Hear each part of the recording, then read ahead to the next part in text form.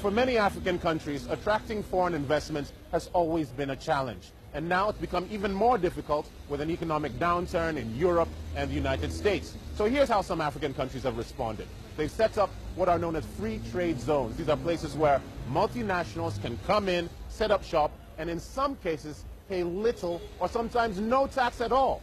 It really does beg the question, what's in it for the ordinary African? Mark Edo has been checking up on that in Nigeria, Africa's most populous nation. In Lagos, they hope this will be the road to economic success. The Lekki Free Trade Zone is being carved out of thousands of hectares of untamed land near the coast of Nigeria's commercial capital.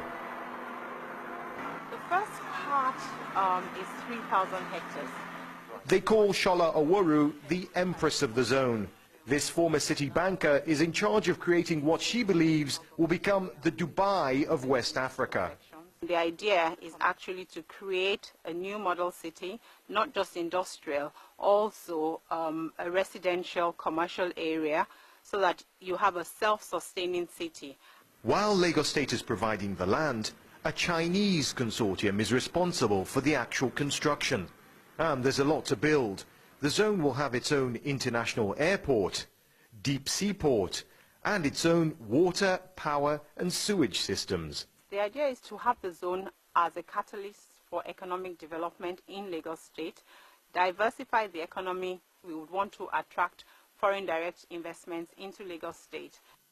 There are 23 other free trade zones in Nigeria, all vying for the attentions of international investors.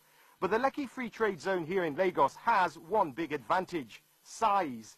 At 16,500 hectares, it could become the biggest in Africa, 4 times the size of Manhattan in New York. Foreign companies are promised 100% ownership of their investments, and they'll be free to bring their workers in and take their profits out. The zone will be tax-free. Sounds good for the companies, but is it good for the country? The governor of Lagos State, Babatunde Fashola, says yes. Every time we import goods, we invariably, without knowing it, export jobs, because we keep those industries offshore, away from our economy, busy. And we can win by that by keeping the jobs here on our land. There's a race to build free trade zones across the continent. One economist says it's because African countries realize they must open up their markets quickly.